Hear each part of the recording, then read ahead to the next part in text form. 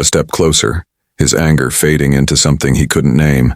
Confusion, curiosity, longing. "You defy me still," he murmured, circling her like a predator unsure of its prey. "You risk death with every word you speak." Ilara didn't flinch. "If death comes from honesty, then I will not fear it." Her quiet courage disarmed him more than any act of submission could have. For a long moment, Kyle said nothing, only watching the way the candlelight shimmered across the veil, catching faint outlines of lips he'd never seen, eyes that haunted him. Finally, he turned away with a sharp exhale. "You test my restraint, Ilara." "And you test my faith," she replied softly. Their eyes locked again, his dark and burning, hers hidden but unbroken. The room felt smaller, the air tighter. He could command her to obey, tear the veil from her face if he wished. Yet something inside him, something fragile and strange, stopped him. "Very well," he said at last, voice low and dangerous. "Keep your secrets. But remember, every secret comes with a cost." Ilara's reply was a whisper meant only for him. "And so does every truth." As she turned and walked away, Kyle realized the most unsettling thing of all. For the first time in his life, he didn't want obedience. He wanted her truth, freely given. By the next moon, the palace corridors buzzed with whispers. Servants exchanged uneasy glances. Nobles spoke behind jeweled fans, and even the guards lowered their voices when the queen's name passed their lips. They said the king's bride was cursed. Some claimed she wore the veil not out of modesty but to hide a monstrous mark. Others whispered she was no true alpha at all, that she was a witch from the forbidden clans, her beauty too dangerous to behold. Every rumor grew wilder than the last. Her shadow moved when she stood still. Her reflection never appeared in mirrors. The king himself avoided her chambers out of fear. Kale heard it all. At first he dismissed the talk as idle gossip, the petty venom of courtiers with too much time and too little purpose. But soon, the whispers slithered into his council meetings, into his nights, into his thoughts. And Ilara, ever composed, bore the scrutiny without protest. When a servant trembled while pouring her wine, she only smiled. When noblewomen turned their backs in feigned disgust, she bowed gracefully and walked away. But beneath her calm, her heart ached, not for herself, but for the way Kale's gaze had changed. He had begun to wonder. One evening, he found her standing alone in the moonlight of the west terrace. Her veil shimmered like silver mist, her figure motionless against the cold wind. "Do the rumors trouble you?" she asked quietly without turning. Kale hesitated. "They trouble the kingdom." "And you?" she pressed, finally facing him. He swallowed hard. "I don't know what to believe." Her laugh was soft, but sorrowful. "Then perhaps you're not ready to see what's true." Before he could answer, lightning flashed across the sky, illuminating her silhouette. For a heartbeat, he thought he saw something beneath the veil. A glow, faint and otherworldly, like the first breath of dawn. When the light faded, she was gone, leaving only the echo of her words and a seed of doubt buried deep in his chest. The court's whispers had become poison, and Kyle, for all his power, had no idea whether he was their victim or their accomplice.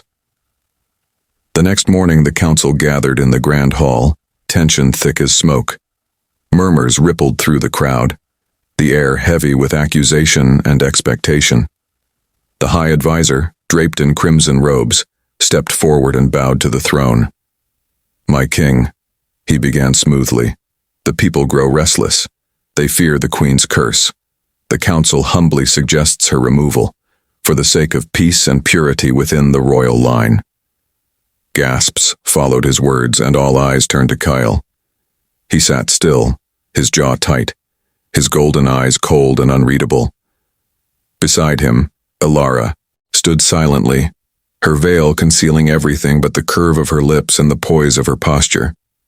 Kale's silence stretched long enough to make hearts pound. Then, without warning, He rose from his throne.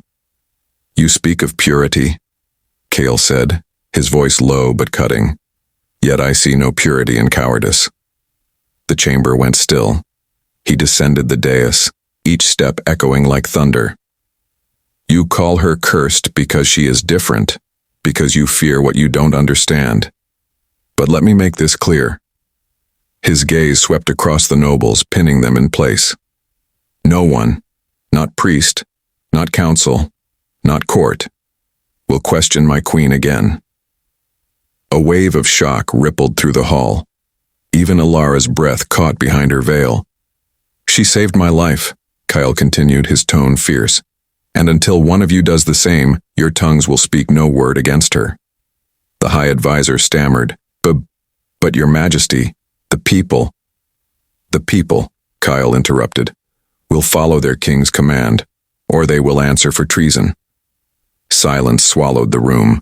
The nobles lowered their heads, the guards stood motionless, and the council, once so bold, dared not meet his eyes. Then Kyle turned to Alara. For a fleeting moment, the coldness in his expression softened, not enough to be called tenderness, but close enough to make her chest tighten.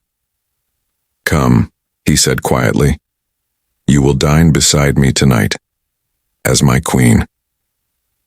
And with that, he led her from the hall, his hand firm around hers. Behind them, the council watched, fearful, resentful, and utterly powerless, as the king they thought they controlled began to defy them for the woman they all wanted gone. It was the first time Alara realized Kyle wasn't defending her for politics. He was doing it because, for reasons even he couldn't admit yet, she mattered. That night, sleep refused to come easily to Cale. The storm outside howled against the stone walls of the castle. But inside his chamber, it was another kind of storm that kept him awake. He sat on the edge of his bed, staring into the dim light of the hearth. The flickering fire painted shifting shadows across the walls, shadows that, no matter how he tried to ignore them, always shaped themselves into her silhouette. Alara. He pressed a hand to his temple, frustrated. "Foolish," he muttered under his breath. "She's just a political bond, nothing more." And yet, when he closed his eyes, he saw her again, not as the silent, veiled bride who followed his orders with quiet obedience, but as the woman who had stood before bandits, bleeding and unbroken, her eyes glowing like molten moonlight. Those eyes haunted him. In his dreams, she stood at the edge of a lake, her veil gone, her hair cascading like dark silk over her shoulders. The moon touched her skin with silver fire. She turned to him, slowly, her gaze soft but powerful, and whispered something he could never quite hear. He reached out for her, and woke in a cold sweat. Cale rose, pacing the room like a caged wolf. He couldn't remember the last time he had dreamed, truly dreamed, since the wars that had crowned him king. He had buried such fragile things long ago. Longing, curiosity, tenderness. Yet somehow this veiled stranger had unearthed them all. He moved to the window and stared out at the restless night. Below, the palace lay in silence. But somewhere beyond the marble corridors, she was there, sleeping, breathing, real. He clenched his jaw, his hand curling against the sill. "Why you?" he whispered to the wind. "Why now?" The moon offered no answer. Only its pale light lingered, the same light that seemed to follow Alara wherever she went. For the first time in years, the Alpha King couldn't control his own thoughts, and though he didn't know it yet, the dreams were not his alone. Alara, in her chamber, was dreaming too, of the same silver lake, the same voice, and the same unseen pull that was slowly binding their fates together. Their envy brewed like poison beneath the court's polished smiles. The nobles, especially the high-born ladies who had once dreamt of being queen, could not bear the quiet power Alara held, even veiled. Her silence unsettled them. Her calmness made them feel small, and her mysterious hold on the king gnawed at their pride. Lady Mirian, the chancellor's daughter, was the first to whisper the venom. Why does she never remove her veil? Perhaps the rumors were true. Perhaps the king wedded a creature. Laughter followed, sharp and false. Soon the whispers spread like wildfire through the golden halls. Servants carried gossip in hushed tones. Courtiers exchanged knowing looks. Some claimed Ilara's face was hideously burned, others that she was born with scales like a serpent or fangs like a beast. The council seized the moment. "Your Majesty," said Lord Varick, the oldest of them, with a bow too deep to be sincere, "for the sake of the throne's honor, you must demand the Queen reveal herself before the people. If she has nothing to hide, let her prove it." Kyle's jaw tightened. "You forget yourself, Lord Varick," he replied, voice low and dangerous. "The Queen answers to me, not to gossip." But the damage was done. The court's curiosity turned cruel. They lingered outside Ilara's chambers, watching her movements, whispering behind fans and folded hands. Ilara felt the change like a chill in the air. Wherever she went, eyes followed. She could hear their lies weaving thicker each day, but she bore it in silence, her composure unbroken. One evening, as she sat by her window, the faint reflection of her covered face stared back at her in the glass. Beneath the veil, she allowed herself a weary smile. "They call me monster," she murmured softly, "because they fear what they cannot name." And in the corridor beyond, unseen by her, Cale lingered, listening. He realized for the first time that the woman they called cursed had more courage in her stillness than any noble in his glittering court. The great hall shimmered with gold and firelight as the royal festival began. A celebration meant to display unity and power. Music echoed through marble corridors. Nobles in jeweled masks danced under banners of silver and crimson. But beneath the laughter, tension pulsed like a drumbeat. Ilara stood beside Cale on the dais, her silver veil flowing like moonlight. Every step she took drew whispers. A veiled queen was an insult to noble vanity, an enigma that taunted the curious. Yet she held her head high, regal and serene. Lady Mirian, driven by envy, watched her from across the hall, her painted lips curling. "Let's see if the king still adores his mystery once the mask is gone," she murmured to her co-conspirators. As the festival reached its height, the dancers circled closer to the royal throne. One of them, a noble's son bribed with gold and promises, stumbled accidentally, catching Ilara's veil with his sleeve. The silk tore. Gasps rippled through the crowd. The hall fell utterly silent. The veil fluttered to the marble floor, catching the light as it landed, and the entire court froze. Ilara stood unveiled. Her beauty was otherworldly, luminous, as though the moon itself had kissed her skin. Her eyes shimmered like molten silver, framed by waves of raven hair. She was no monster, no disfigured bride. She was perfection wrapped in quiet strength. Kyle rose slowly from his throne, his heart hammering. The sight stole his breath. For a moment the king, feared and unyielding, was utterly undone. The nobles stared, their jealousy curdling into shame. Lady Mirian's cup slipped from her trembling hand, wine spilling like blood across her gown. But beneath the awe came a new whisper, darker than before. "She's not human." Kyle stepped forward, his gaze never leaving Ilara's. "Who did this?" he demanded, his voice cold and dangerous. No one spoke. And though the court trembled before him, none dared look away from the unveiled queen, the woman whose beauty now threatened everything they believed about power, blood, and destiny. Gasps echo through the grand hall. The music dies, goblets freeze mid-air, and all eyes fix on the unveiled queen. Instead of a monster, they behold a beauty that outshines the stars.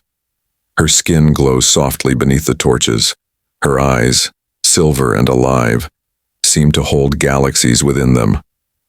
Every line of her face speaks of grace and quiet strength, the kind of beauty that silences arrogance and humbles kings.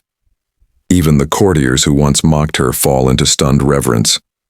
Some bow their heads instinctively, unable to meet her gaze. Others whisper prayers, fearing she might be divine or cursed. Kyle stands motionless, his breath caught. The woman before him isn't the timid, broken creature he thought he married. She is something more, a secret wrapped in light and fire, a truth that pierces through his pride. For the first time, the Alpha King feels unworthy. Ilara meets his eyes, calm and unwavering.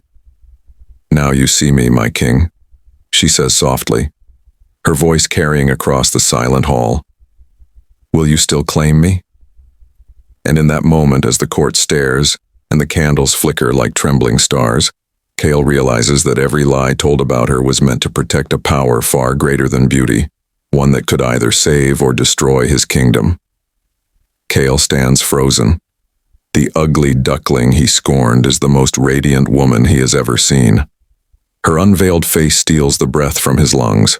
Sunlight seems to bend toward her as if the world itself acknowledges her hidden majesty. Her long silver hair cascades down like liquid moonlight, framing a face too perfect for mortal eyes. The hall, once filled with laughter and mockery, falls into awed silence. Even the flames in the chandeliers flicker lower, as though bowing before her glow. Kale's heart pounds with disbelief and regret. The woman he dismissed, the one he refused to even look at, now stands before him like a living vision of the goddess his ancestors once worshipped. Whispers ripple through the crowd. The curse was beauty? No, she's not cursed. She's blessed. For the first time in his reign, Kale feels small before another's presence. His pride wavers. His chest tightens with something dangerously close to longing. And when Ilara's eyes meet his, soft, sad, yet filled with strength, he realizes the truth that burns like fire in his veins. He never married a pawn for peace. He married the power he was destined to bow to. But her beauty comes at a price. She is the last heir of the rival Alpha bloodline long thought extinct, the very lineage Kale's ancestors swore to erase. The revelation spreads through the court like wildfire. Shock turns to fear, and fear to fury. The nobles murmur among themselves, remembering the ancient prophecy. When Moon and Wolf unite through forbidden blood, the crown will tremble. Kale's advisors demand her execution, calling her a threat to the throne. She's a traitor's child, one spits. Her blood carries rebellion. But Kyle, still reeling, looks at her not as a threat, but as the truth he was too blind to see. Her beauty isn't just a gift. It's a mark of her cursed heritage, her power, her defiance of the fate written for her. Ilara lifts her chin, eyes gleaming with both pain and pride. "Yes," she says, "I am what your kingdom tried to destroy, and yet here I stand, your queen." The court gasps. Kale's heart pounds. For the first time, the Alpha King realizes his bride is not his weakness. She is his reckoning. Her unveiling did not just expose her beauty. It shattered the fragile peace holding the kingdom together. For years, the bloodlines of Draven and Valen had lived under a silent truce. The Valen clan, Ilara's true heritage, had been hunted nearly to extinction after her father's rebellion failed. The Alpha King's ancestors had sworn that none of Valen's heirs would ever rise again. Now, standing in the glittering court beneath the shattered veil, Ilara's emerald eyes, the unmistakable mark of her lineage, burned like wildfire. Gasps filled the hall. Fear and awe mingled in the air. Whispers tore through the crowd. "She's one of them. The cursed blood returns. The king has married his enemy's daughter." Kale's hand tightened at his side, fury and disbelief warring within him. He had been deceived, not by her beauty, but by the truth she had buried so deeply. Yet, as chaos erupted around them, he stepped forward, placing himself between her and the guards who drew their blades.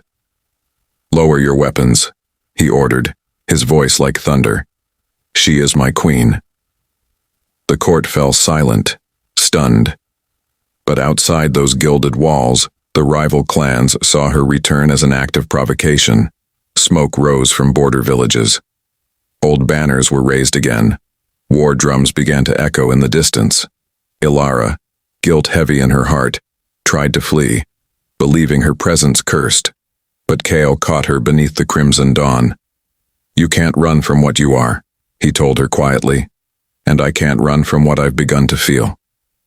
In that moment, love and ruin intertwined. For the woman once thought unworthy now stood as both the kingdom's greatest hope and its greatest danger. And as the first arrows of rebellion flew across the night sky, Ilara knew that the veil she once wore had not just hidden her face. It had hidden a destiny written in blood and fire. Kyle's chest felt split in two, as if the crown itself had grown teeth and was trying to bite him in half.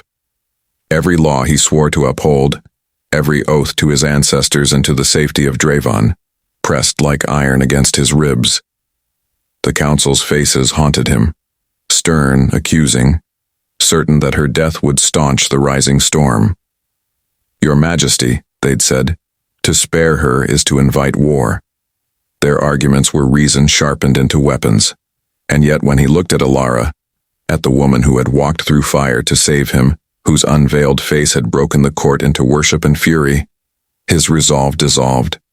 He remembered the glow of her eyes in the forest, the steadiness of her hand as she staunched his wound, the way she stood beneath the dais as nobles whispered.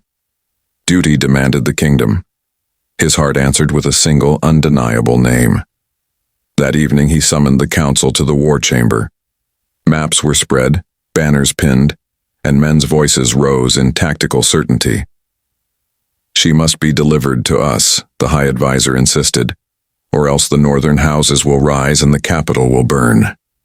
Kale's reply was a slow, cold thing. "She is under my protection." The words rolled out with the force of law, but inside him a tremor ran through each syllable. When the chamber emptied, Kale found Ilara in the moonlit corridor, not hiding, not pleading, simply standing with the quiet dignity that had unnerved a kingdom. He saw in the pale light the pressure her secret had become, the target on her chest, the destinies tied to her blood. "They want you dead," he said without preamble. No accusation, only aching truth. She met his gaze squarely. "And you?" she asked. "Will you hand me to them to save their peace?" He swallowed. The choice he faced was razor thin. Order her death and keep a throne built on fear, or defy centuries of law and risk everything for a truth he could no longer deny. "If I sent you away," he said hoarsely, "I would not be protecting the crown. I would be obeying cowardice." Her fingers found his, a small gesture that felt more binding than any vow. "Then choose," she whispered. "Not for me. Choose for you."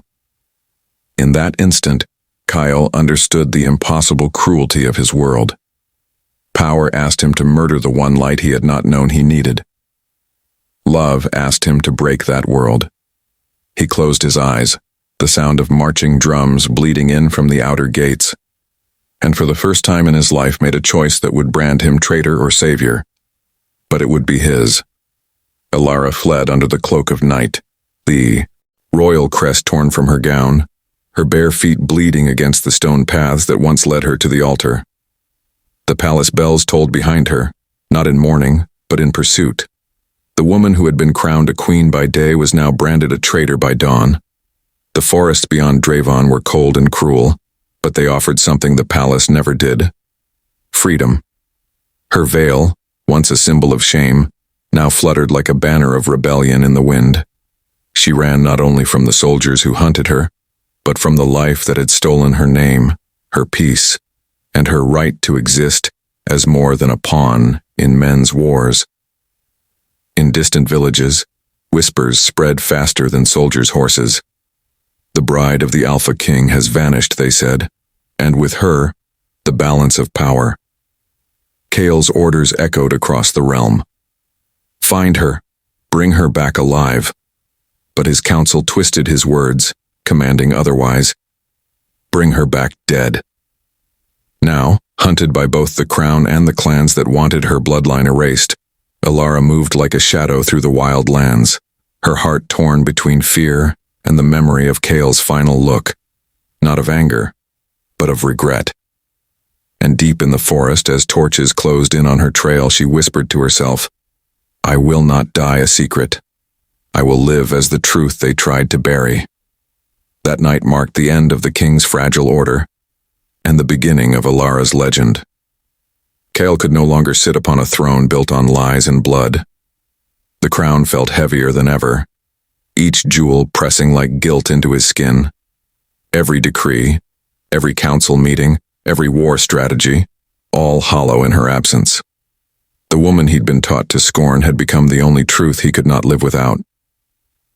Against his advisor's pleas, Chaol stripped the royal crest from his cloak, leaving the crown behind on the cold marble throne. "If ruling means losing her," he said, "then let the kingdom find another king." He rode into the wilderness with only his sword, his wolf's instincts, and the memory of her scent, wild jasmine and rain. The royal guards sent after him were loyal to the council, not to their fallen ruler. Betrayal shadowed every path. Even his generals whispered that the king had gone mad for love. As Chaol crossed the borderlands, the clans stirred. His abandonment of the throne was seen as weakness, an invitation for rebellion. War brewed like a storm on the horizon, but Chaol didn't care. His heart had already chosen its battlefield. Each village he passed bore rumors of her, a woman with fire in her eyes and the courage of a queen. He followed the trail of whispers, never realizing that every step toward her brought his kingdom closer to ruin. And somewhere, beyond the veil of mist and trees, Alara heard the rumor too. "The king of Draven has fallen, and he's coming for you." In the wild mountains beyond Draven's borders, Chaol found more than danger. He found truth buried in legend. The exile was brutal, freezing nights, scarce food, and the weight of betrayal pressing against his every breath. Yet what haunted him most wasn't the cold. It was the riddle Alara had left behind. Some truths can't be unveiled by command. He found her traces among wandering seers and old storytellers. One, a blind priestess in the ruins of an ancient temple, spoke the words that stopped his heart cold. "The girl you seek hides not from shame, but from destiny. Her beauty is the mark of the moon, the gift that will tame the Wolf King's rage." Chaol's pulse thundered in his ears. All his life he'd been called the Wolf King, a ruler born of fury, feared for the beast within. His father's bloodlust, his ancestors' wars, all had carved his heart into stone. Now he understood. The veil had never been to deceive him. It had been to protect her, to hide her from those who feared what her face could do. Because if the prophecy were true, her very existence could end generations of wrath, or destroy him completely. In that moment, Chaol knew his fate was bound to hers, not by politics, not by power, but by something far older. The prophecy whispered again through the cold wind. "When the wolf bows to the moon, the world will tremble, and love will conquer the crown." Chaol found her at dawn, standing beside a frozen lake bathed in pale light. The snow clung to her lashes, her hair glimmering like spun silver, her expression calm, though her eyes held storms he couldn't name. He dismounted slowly, every heartbeat a battle between duty and longing. Months of searching, fighting, bleeding, all led to this moment. Alara didn't flinch when he approached. She didn't bow either. She had never bowed. Her voice was soft, yet it carried the weight of truth. "You saw me when I was unseen. Now you must choose what you truly love." Chaol's breath caught. He wanted to reach for her, to tell her that he had crossed kingdoms not for a queen, not for a prophecy, but for the woman who had defied his crown and taught him to feel. But she turned toward the lake, her reflection trembling in the water. "Do you love me?" she asked quietly. "Or the peace I promise?" The question pierced deeper than any blade. Around them, the wind howled through the mountains, carrying with it the distant echoes of war. The Empire awaited his decision. King or man, crown or heart. Chaol stepped closer, his hand trembling as he whispered, "I love the woman who made the wolf kneel." And in that fragile moment, the ice between them began to melt, not just beneath their feet, but within their souls. Snow drifted softly around them as Kyle dropped to one knee, his royal cloak heavy with frost and blood from battles fought in her name. The weight of his crown, once a symbol of power, now felt like a shackle he no longer wished to bear. Ilara's eyes widened, her breath trembling in the cold air. No king had ever knelt before anyone, not even before the gods. Yet here was Kale, the Alpha King, lowering himself before the woman the world once mocked as unworthy. He looked up at her, voice rough with emotion. "I was blind long before the veil," he said softly. "Blind to what mattered, blind to the truth, blind to you." The words hung between them, raw and unguarded. The man who once saw beauty as weakness now understood it as strength, the kind that could rebuild kingdoms and calm beasts. Ilara's hand trembled as she touched his face, her touch gentle but sure. "Then see me now," she whispered, tears glimmering like jewels. Kyle closed his eyes, leaning into her touch, and for the first time he truly saw. Not the legend, not the prophecy, just the woman who had taught him that love, not power, was the truest form of rule. The storm quieted, and the first light of dawn broke across the valley, a new beginning, born from humility and heart. Under a blood-red dawn, Kale and Ilara stood side by side, no longer king and bride, but equals bound by purpose. Word of their return spread like wildfire across the divided lands. Warriors who once raised blades in hatred now gathered beneath a single banner, the symbol of the moon and wolf entwined, representing Ilara's lineage and Kale's reign united. Ilara spoke first to the assembly of alphas, her voice steady, carrying both grace and command.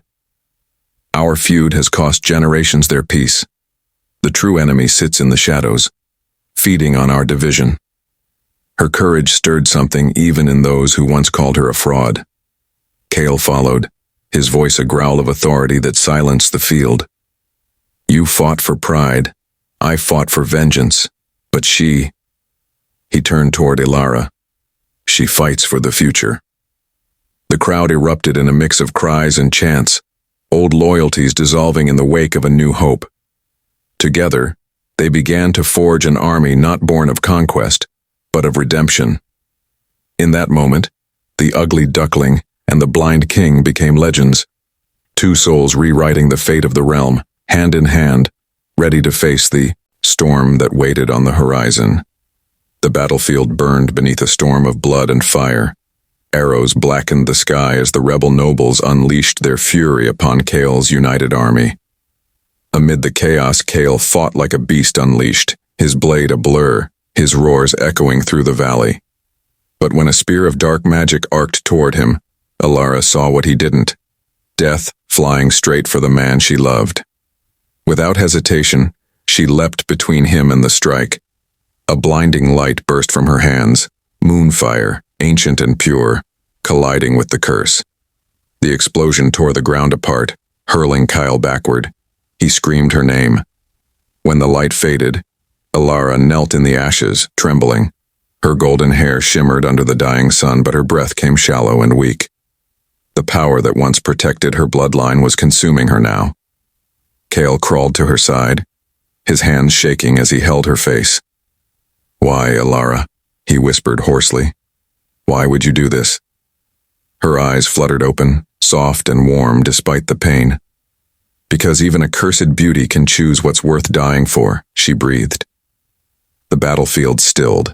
Warriors of both sides paused, watching the woman whose sacrifice had turned the tide.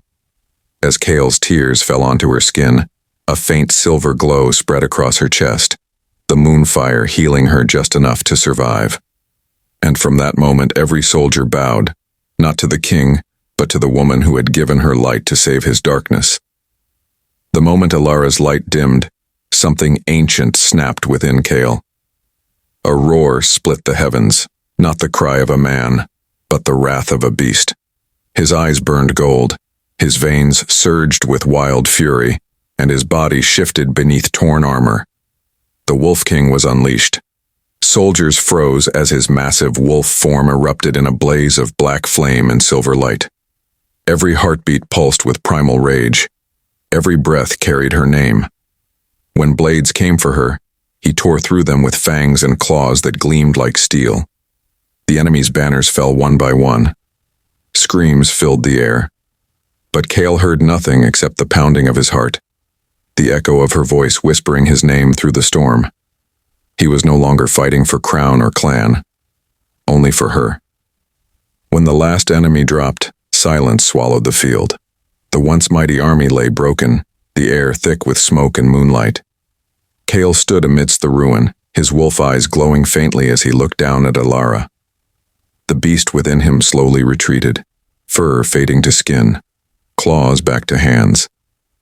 Trembling, covered in blood and ash, Kale knelt beside her and whispered, voice cracking, "No one will ever touch you again. Not while I breathe." And for the first time, the feared Alpha King bowed his head, not in defeat, but in love. Kyle's fury became something no mortal could contain. As Alara's blood touched the earth, his control shattered. The wolf within him burst free in a storm of power and rage. His body twisted, bones reshaping, eyes burning molten gold beneath the storm clouds. With a thunderous snarl, he launched into the fray. Swords clanged uselessly against his hide, shields splintered under his claws. Every enemy that had dared to harm her fell in his path. The battlefield became a graveyard of those who stood between him and the woman he loved. The air trembled with his roars. Soldiers scattered, terrified of the beast they once called king. When the last blade fell and silence finally returned, Kyle stood in the middle of the field, panting, trembling, and human once more. Blood dripped from his hands, his breath ragged, but his eyes found only Alara lying still beneath the fading light. He fell to his knees beside her, gathering her into his arms. The scent of smoke and steel surrounded them, but in her faint heartbeat, he found the only sound that mattered. "You're safe now," he whispered, voice breaking. "I've lost everything, but not you." The battlefield slept in silence, as if the world itself bowed to the bond between the Alpha King and the woman who tamed his soul. Ilara's breaths came shallow and slow, her once bright eyes dimming like the last glow of twilight. Kyle held her close, his trembling hands stained with her blood, his voice cracking under the weight of everything he had lost and realized too late.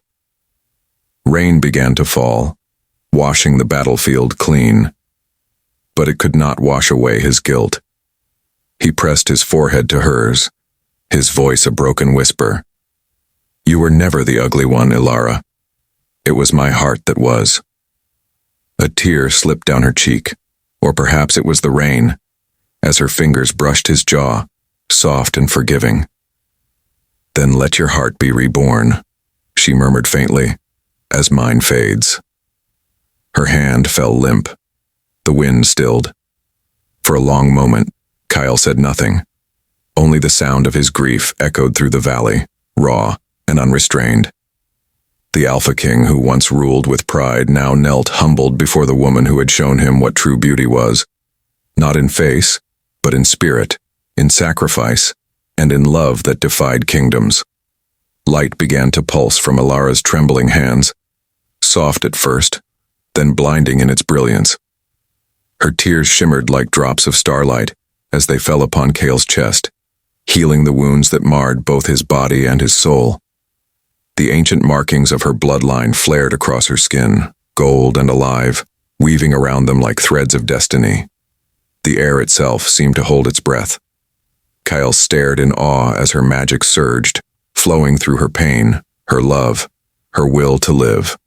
The bond between them ignited, Alpha and Alpha no longer divided but one. The prophecy whispered through the wind. When beauty meets the beast unbound, peace shall rise where pride once reigned. Kyle cradled her face as the light faded, his voice trembling. "You came back to me." Ilara smiled weakly, her glow softening into warmth. "Not back, Kale, forward. Together." And in that moment, beneath the dawn's first light, their bond was sealed. Love reborn from ruin, fulfilling the prophecy that had once cursed them both. The war ends with the rising sun. The clans, once divided by blood and arrogance, now stand side by side beneath a single banner, not of conquest, but of unity. Chaol and Alara return to Dravon not as king and queen, but as symbols of rebirth. The kingdom, scarred yet healing, whispers her name with reverence. The veiled bride, the woman who tamed the wolf king and mended a broken realm.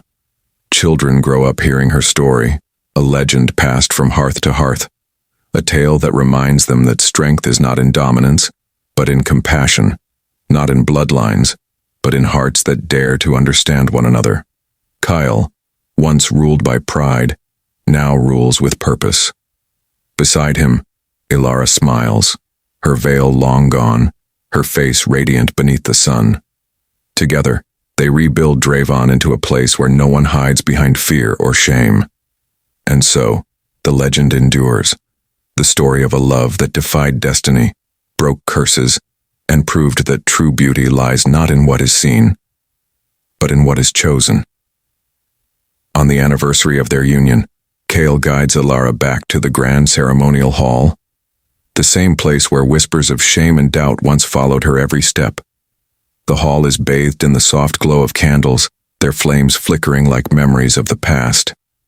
With deliberate reverence, Chaol removes the veil she once wore to hide her beauty, the fabric sliding from her face like the shedding of an old, painful story. Holding the veil high, he sets it aflame. The fire dances and casts golden light across the walls, illuminating every carved emblem of the kingdom. Shadows retreat, as if acknowledging the power of truth and love, overcoming deceit. Turning to Alara, his eyes, usually sharp and commanding, are softened with awe and reverence. He whispers, "No more hiding.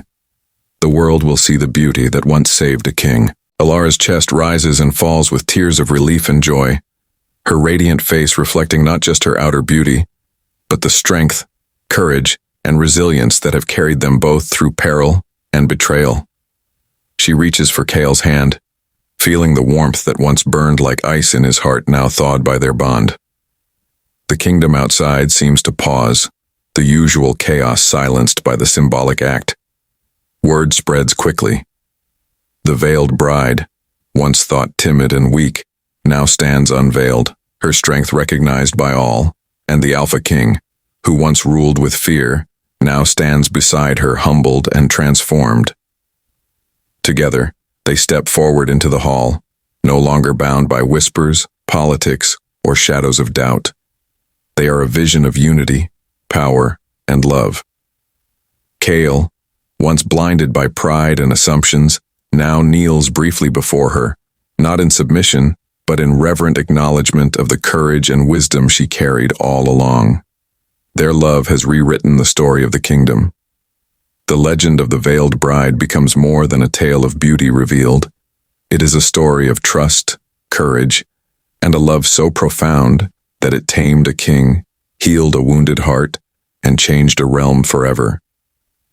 As they leave the hall hand in hand, the flames of the burned veil flicker one last time, a symbol of endings and new beginnings, a promise that from this day forward, neither veil nor fear will ever define them again.